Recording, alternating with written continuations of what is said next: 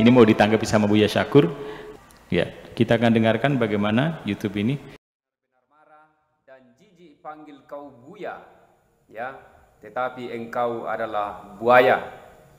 Ini mulut emak-emak ini, ya, yang keluar di mulutnya itu hampir tidak ada kata-kata yang sopan, tidak ada kata-kata yang baik, dan tidak ada kata-kata yang beretika. Semuanya adalah kata-kata kurang ajar, penuh hujatan dan cacian. Tetapi katanya dia adalah pembela kebenaran, dan karena itulah dia juga akan ikut melaporkan Kiai Haji Buya Syakur Yassin ke polisi. Karena itu saudara-saudara sekalian, sebelum saya lanjut memberikan tanggapan terhadap emak-emak ini, kita lihat dulu pernyataannya. Menamakan dirinya Islam, tapi dia adalah seorang penjahat. Tak tahu adat, kurang ajar, biadab kau Syakur. Kau bukan buaya, tapi kau buaya. Sekali lagi kesampaikan sama Bu Syakur, kau bukan buaya, tapi buaya. Isi ceramah kau tidak mengarah kepada umat Islam. Kau diundang atas nama apa? Siapa kau? Apa kau orang Islam? Kalau orang Islam tidak seperti itu isi ceramahnya. Berarti dia tahu sejarah Islam. Ini salah besar Polri mengundang dia. Dan kalau ini Menteri Agama juga, maksudnya apa mengasihi dia sebagai buaya? Pecah belah bangsa. Pemecah belah bangsa. Agama orang dihina. Saya tidak percaya dia Islam. Dia adalah bajingan sebagai buaya, padahal buaya. Mantap. Allahu Akbar. Allahu Akbar. Saya hanya berkesimpulan, jika benar yang kau sampaikan itu, saya tantang kau. Saya tantang kau. Kami TPUA siap melakukan gugatan di mana saja kau berada. Tapi mungkin ada satu lagi, kau bukan orang waras. Kalau orang waras tidak begini. Atau kau bukan orang Islam, kau bajingan yang berkedok ustaz. Saya tidak sepakat memanggil buya. Jijik saya mendengar kau panggil buya. Jijik sekali kalau kau dipanggil orang buya atau kiai. Terang-terang saya jawab di sini. Saya menganggap hari ini kau penista agama. Jika kau tidak minta maaf atau dicek kewarasanmu, kau tidak waras. Seorang buya tidak pernah mengujar kebencian, memberikan statement yang sejuk, memberikan hal-hal yang baik. Kami siap menggadaikan nyawa untuk berperang dengan kau. Bajingan kau, enak kau menghina agama kami. Nah, kami minta kepada Polri yang terhormat, Polri yang terhormat, mungkin Anda tidak salah karena sudah mengundang rekomendasi dari Menteri Agama. Tapi dalam hal ini, tolong, apa yang terjadi dalam acara memperingati hari kebesaran Islam, itu Anda sudah salah undang, malah menghina Islam. Tapi kita apresiasi buat Polri mengadakan hari besar Islam, karena Polri juga banyak orang Islam. Namun jika ada presetan seperti ini, jangan diam dong. Penyelenggara harus tahu. Sebagai Polri yang penyelenggara, tolong kawal mereka. Ini Syakur ini suruh minta maaf dan menjelaskan apa maksudnya. Kami nggak ngerti maksudnya apa sih. Dia ngomong berapi-api seperti orang tak waras bahasanya. Itu saya nggak suka bahasa yang 14 item itu. Kau duduk bersama dengan kita, jelaskan maksud kau. Harus tahu. Sebagai Polri yang penyelenggara, tolong kawal mereka. Ini Syakur ini suruh minta maaf dan menjelaskan apa maksudnya. Kami nggak ngerti maksudnya apa sih. Dia ngomong berapi-api seperti orang tak waras bahasanya. Itu saya nggak suka bahasa yang 14 item itu. Kau duduk bersama dengan kita, jelaskan maksud kau. Jadi itu mungkin saya benar-benar marah dan saya benar-benar jijik melihat Buya Syakur. Maaf, Buya Syakur. Ini saya benar. Kalau ada orang menghina, nggak tahu diri dia.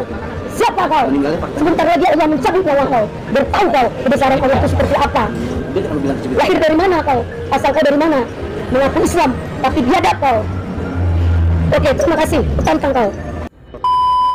Ya baik saudara-saudara sekalian, sangat jelas bagaimana bibir emak-emak ini sambil tersumbing-sumbing menyebut Kiai Haji Buya Syakur seorang biadab, seorang yang kurang ngajar dan buaya, bukan buya. Ya, jadi ini ibu-ibu ini betul-betul cerewet, betul-betul tidak tahu etika dan betul-betul tidak tahu berbahasa yang sopan dan santun. Iya. Ya, matiin. Ya udah. Lalu udah matiin aja.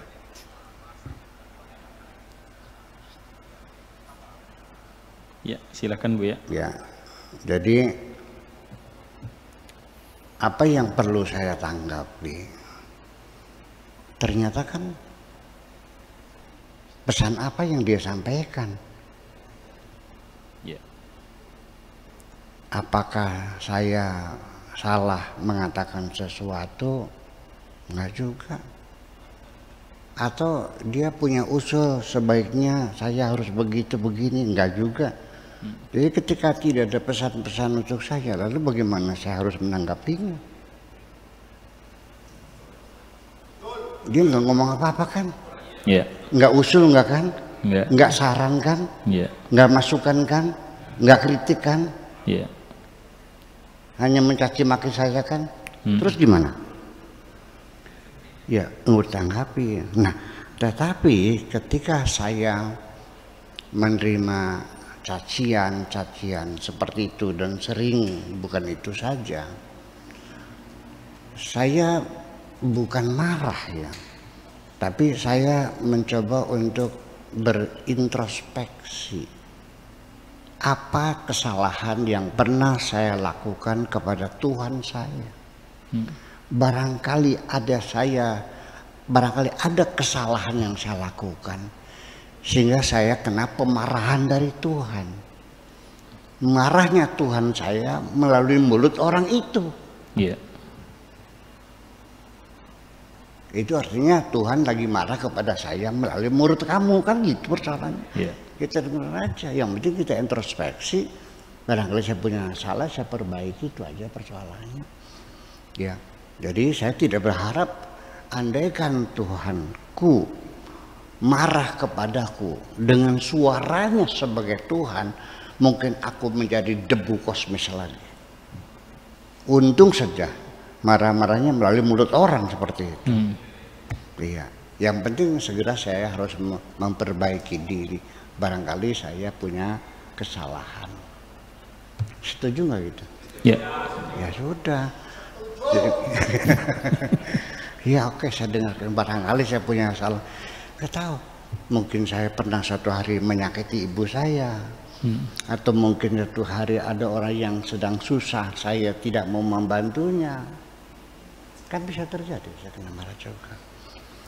Nah, kemudian juga akhirnya bahwa tidak ada yang saya perlu laporkan kepada majikan saya. Begini, kalau ada orang berbuat baik kepada saya laporkan kepada majikan saya, wahai Tuhanku, ada hambamu yang berbuat baik. Ya, gandakanlah imbalan berlipat ganda kepadanya. Amin ya rabbal alamin. Itu saya doakan. Tapi kalau ada orang itu berbuat jahat kepada aku, mana mungkin saya melaporkannya kepada majikanku. Paling-paling aku hanya minta ampunan kepada orang itu. Ya Allah, ampunilah mereka. Jadi artinya bahwa menanggapi semacam itu, saya tidak akan membalas apapun. Hanya saya mendoakan mudah-mudahan beliau itu mendapatkan hidayah dari Allah Subhanahu wa Ta'ala. Karena Nabi juga begitu. Nabi juga mengatakannya begini, Allahumma hdi qaumi innahum la ya'lamun. Ya Allah, berilah hidayah kepada kaumku. Innahum la ya'lamun, mereka enggak paham. Ya Allah, berilah hidayah kepada mereka karena mereka enggak paham. Ya, untuk itulah saya minta kepada majikan saya, ya, semoga Allah mengampuni mereka. Alasannya apa? karena aku sudah memaafkannya. Selesai. Tidak mungkin dong saya mendoakan orang dengan kejahatan, Ya. menyumpah orang dengan kecelakaan supaya buta, supaya supaya mati. Oh ya, enggak dong. Itu bukan wewenang saya semacam itu. Jadi mesti Anda ketahui bahwa kita sekarang ini sedang bekerja untuk Allah. Ya. Artinya bahwa saya setiap hari selalu menghimbau kepada saudara-saudara kita sesama bangsa Indonesia, khususnya sesama umat Islam, untuk stop, berhenti. Yuk kita damai, nggak usah bertengkar, berebut sorga dan sebagainya. Itu hak prerogatif Tuhan. Biarkan Allah yang menentukan. Yuk kita bergandeng tangan, bersahabat, bermesra, ya, saling mengasihi. Jangan pernah bertengkar, sehingga saya tidak mungkin terpancing untuk masuk dalam pertengkaran dengan siapapun. Setuju? Setuju.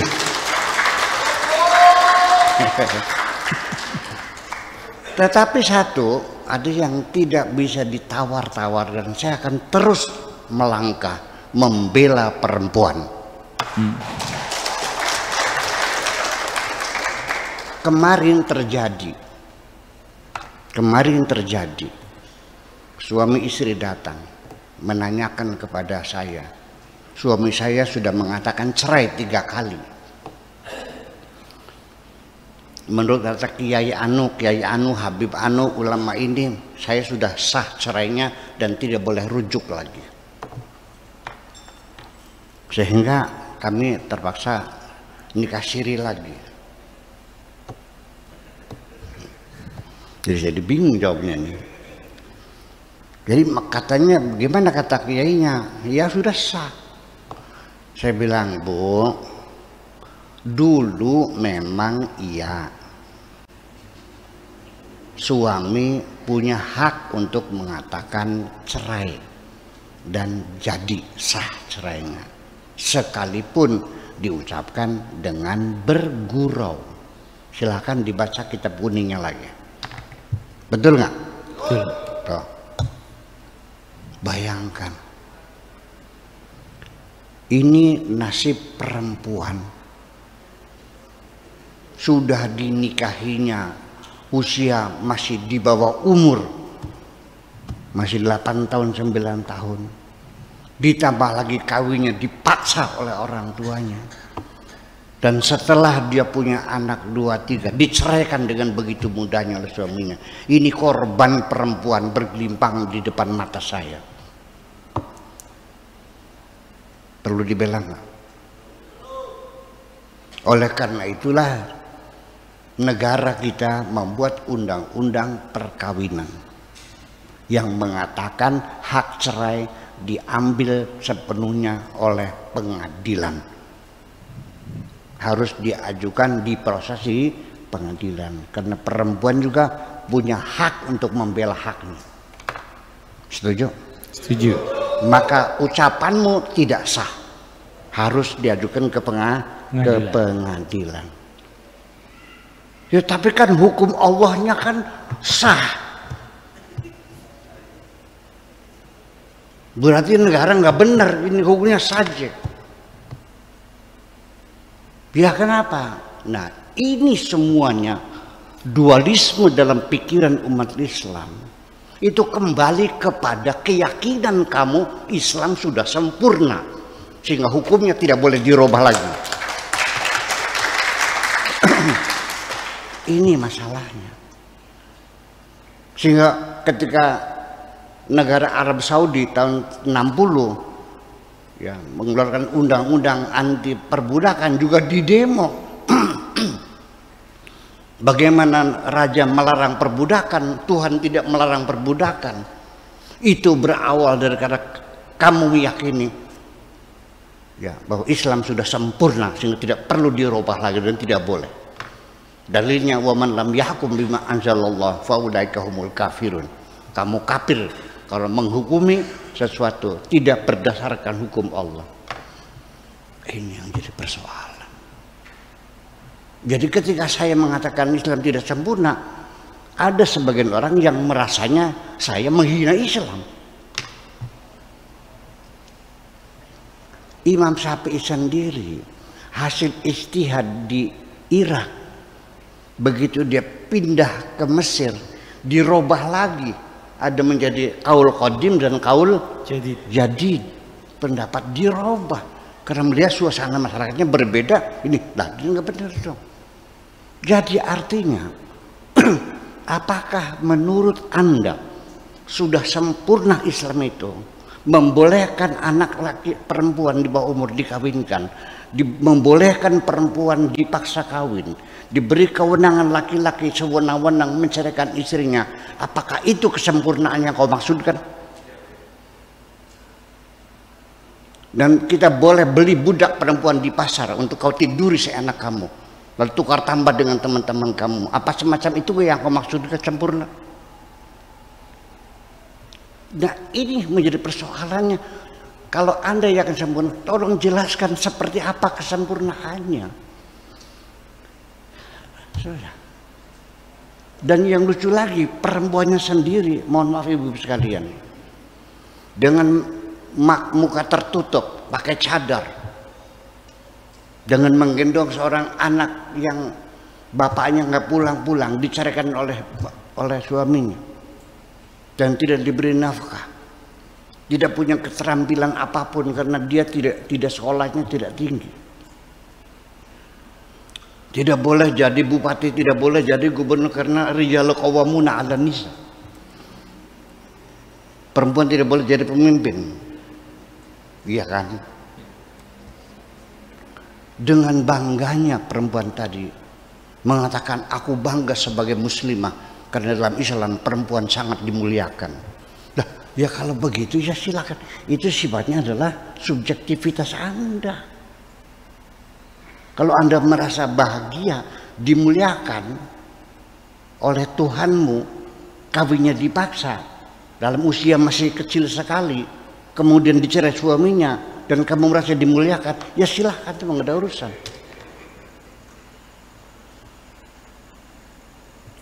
Nah, ini yang jadi persoalan.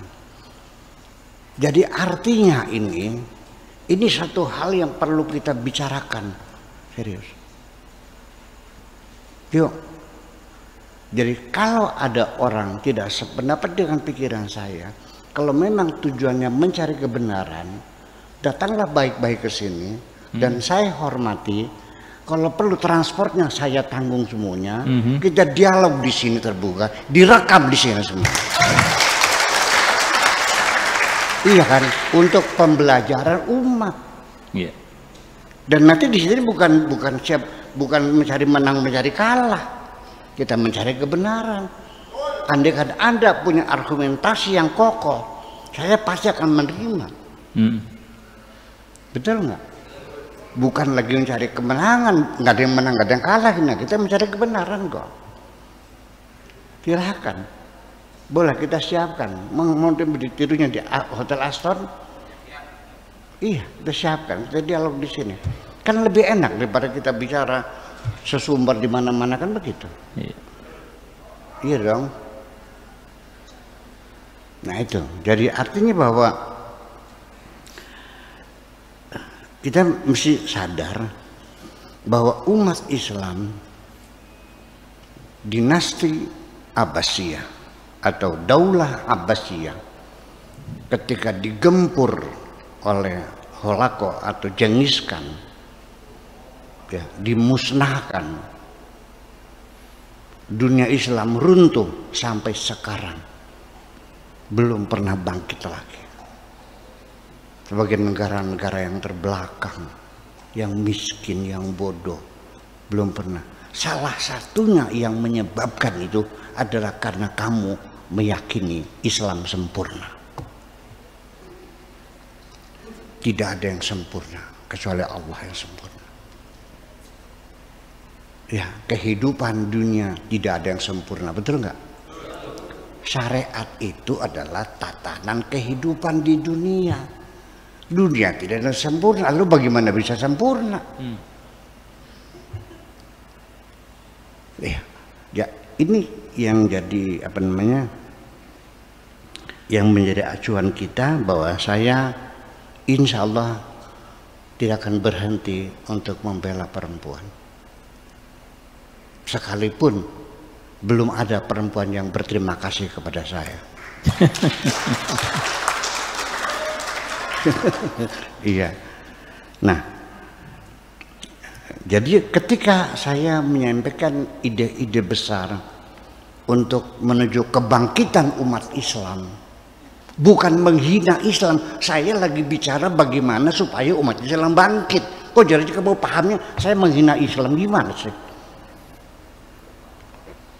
Nyung saya ini kiai, saya ini punya pesantren, punya madrasah, sanawiyah, aliyah, segala macam, semua tiap hari ceramah membela Islam, Islam, Allah, segala macam.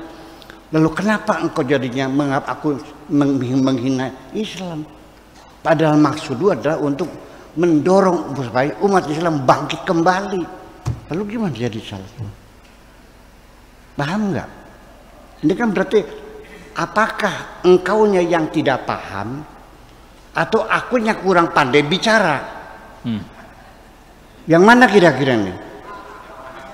Nun, apa kamunya nggak paham atau akunya tidak pandai bicara? Saya berulang-ulang bertanya, Kang Beno, saya ini kalau ngomong jelas enggak sih? Aku sih masih beli paham baik.